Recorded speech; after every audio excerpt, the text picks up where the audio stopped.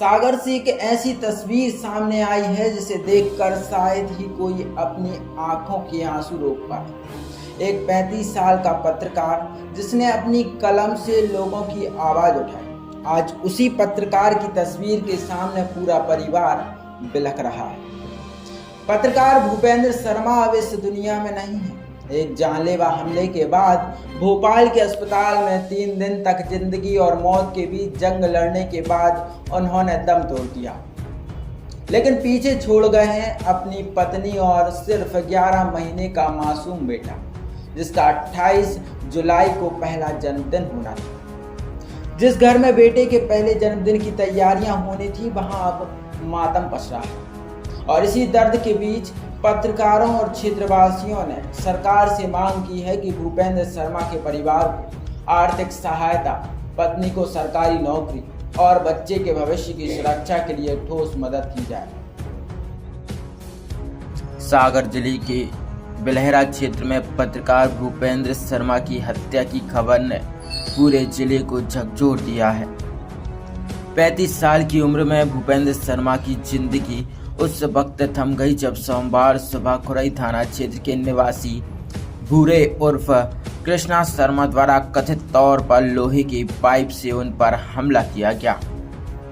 हमले में गंभीर रूप से घायल भूपेंद्र को भोपाल के निजी अस्पताल में भर्ती कराया गया।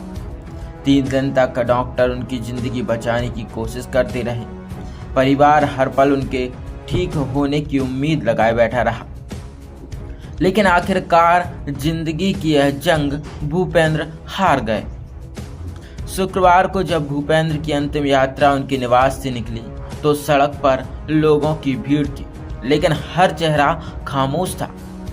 पत्रकार साथी थे, जनप्रतिनिधि थे, नगर परिषद के कर्मचारी थे, सामाजिक कार्यकर्ता थे और बड़ी संख्या में क्षेत्रवासी भी मौजूद थे। लेकिन सबसे ज्यादा दर्द उस परिवार का था जिसने अपना बेटा, अपना पति और अपने बच्चे ने अपना पिता खो दिया।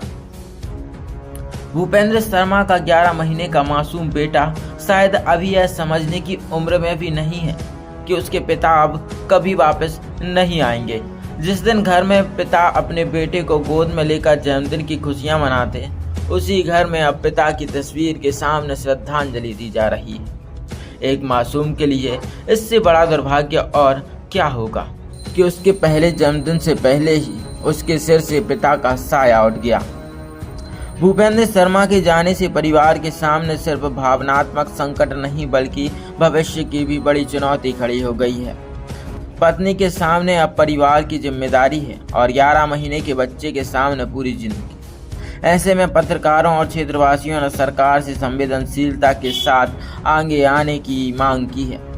मांग है कि दिवंगत पत्रकार के परिवार को उचित आर्थिक सहायता दी जाए, उनकी पत्नी को सरकारी नौकरी या नियमानुसार रोजगार सहायता उपलब्ध कराई जाए और मासूम बच्चे की शिक्षा एवं भविष्य को सुरक्षित करने के लिए विशेष सहायता दी जाए, क्योंकि यह मदद सिर्फ एक परिवार के लिए राहत नहीं होगी बल्कि उस परिवार के लिए सहारा होगी जिसने अपने कमाने वाले सदस्य को हमेशा के लिए खो दिया। इधर पुलिस ने मुख्य आरोपी को गिरफ्तार कर लिया है और मामले की जांच जारी है।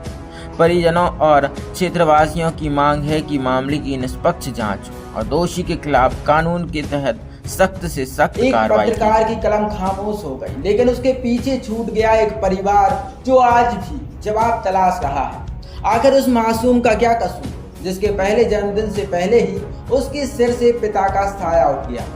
भूपेंद्र शर्मा वापस नहीं आ सकते, लेकिन सरकार की संवेदनशील पहल इस परिवार का भविष्य जरूर संभाल सकती है। अब सवाल सिर्फ न्याय नहीं, एक विधवा पत्नी के सम्मानजनक जीवन और 11 महीने के मासूम के सुरक्षित भविष्य का भी है। सरकार से यही उम्मीद है कि इस दुख की घड़ी में वह शर्मा परिवार के साथ खड़ी होगी और उन्हें हर संभव सहायता उपलब्ध कराएगी।